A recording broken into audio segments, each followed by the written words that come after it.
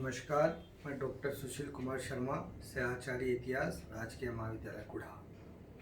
आज अपन मध्यकालीन भारत के टॉपिक आउट अलाउद्दीन खिलजी और अलाउद्दीन खिलजी की आर्थिक व्यवस्थाएं, उसकी चर्चा करेंगे।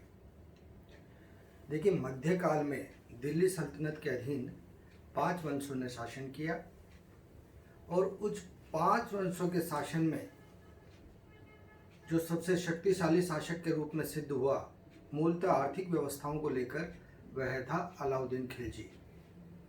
अपितु अलाउद्दीन खिलजी की राजनीतिक विजय भी बहुत बड़ी रही।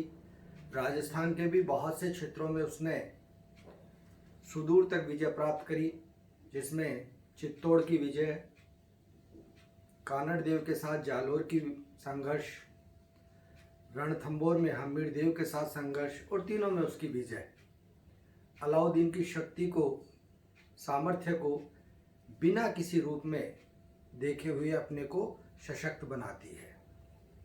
लेकिन मूल रूप से उसकी अपन अगर आज चर्चा करेंगे उसकी आर्थिक व्यवस्थाओं के संदर्भ में, आर्थिक सुधारों के संदर्भ में। देखिए, यहाँ पर कुछ मैं कोटेशंस के साथ इसको स्टार्ट करना चाहूँगा, जो कुछ सुप्रसिद्ध इतिहासकारों ने उसके बारे में कहा है। लेन पुल का मानना है कि अलाउद्दीन एक महान राजनीतिक अर्थशास्त्री था। महान राजनीतिक अर्थशास्त्री था। बहुत गहरे शब्दों में उन्होंने उसकी अर्थव्यवस्था को रेखांकित किया है। डॉक्टर बीपी सक्सेना कहते हैं, अलाउद्दीन ने आर्थिक सुधार जन कल्याण के लिए किए थे, यानी कि वह जनता का कल्याण करना चाहता था, इसलिए उसने वस्तुओं को नियंत्रित अवस्था में किया। और जो तीसरा केएस लाल कहते हैं कि अलाउद्दीन खिलजी ने आर्थिक सुधार बहुत ही महत्वपूर्ण व्यवस्था के अंदर अपने राजकोष पर अतिरिक्त भार भी ना पड़े और उसकी एक विशाल सेना का संयोजन और संचालन भी बिना किसी आर्थिक गतिरोध के हो जाए, इसलिए उसके द्वारा किया गया था। तो ये कुछ इतिहासकारों ने अपने विचारों की अभिव्यक्ति इसके माध्यम से की। अब अपन ये जानना चाहेंगे कि तत्कालीन समय सुधार की विशेषताओं में अलाउद्दीन ने किया क्या। तो यह देखिए, पहली चीज थी वस्तुओं के भाव निश्चित करना। अलाउद्दीन ने पूरा आंकलन किया और आंकलन करने के बाद में उसने देखा कि बाजार के अंदर वस्तुओं के भाव निश्चित नहीं रहते हैं और बाजार के अंदर एक ही वस्तु के अलग अलग भावों से उनको बेचा जाता है।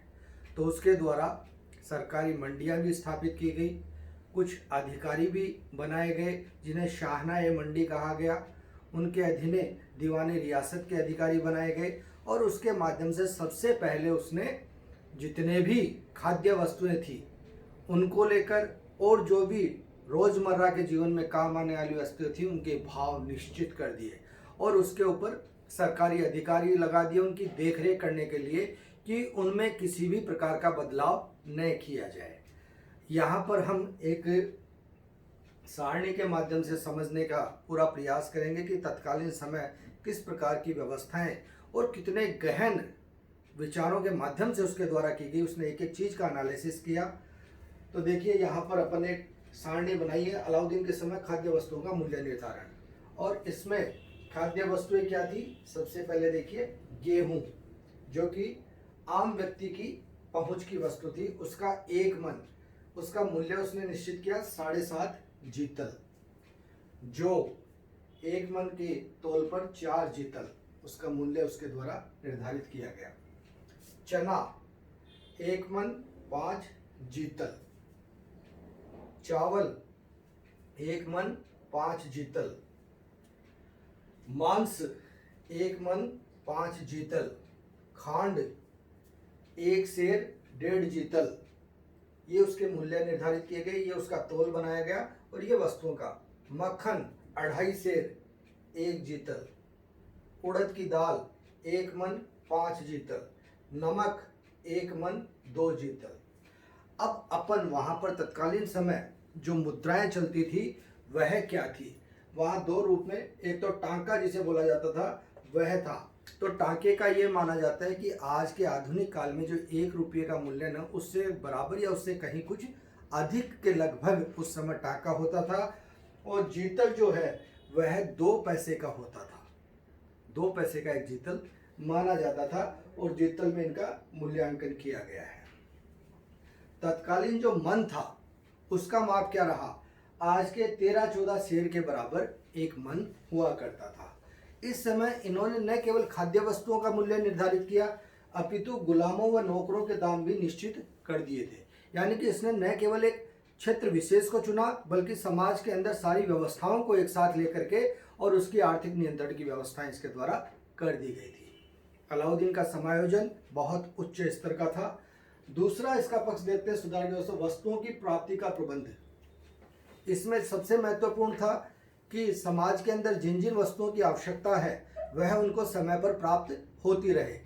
तो इसके लिए उसने दिल्ली के आसपास बंजारों और साहूकारों की बस्तियां बना दी और बस्तियां बना करके उनको निश्चित कर दिया कि आप इस प्रकार से इनकी खरीदारी करेंगे और इस प्रकार से उनका वितरण करेंगे।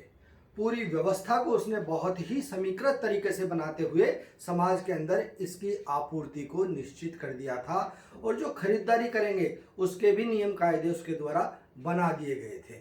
भंडारण की व्यवस्था का निर्धारण उसके द्वारा कर दिया गया था कि समस्त व्यवस्थाओं के अधीन ही यह कार्य प्रणाली चलेगी। तीसरा देखिए मंडियों की स्थापना।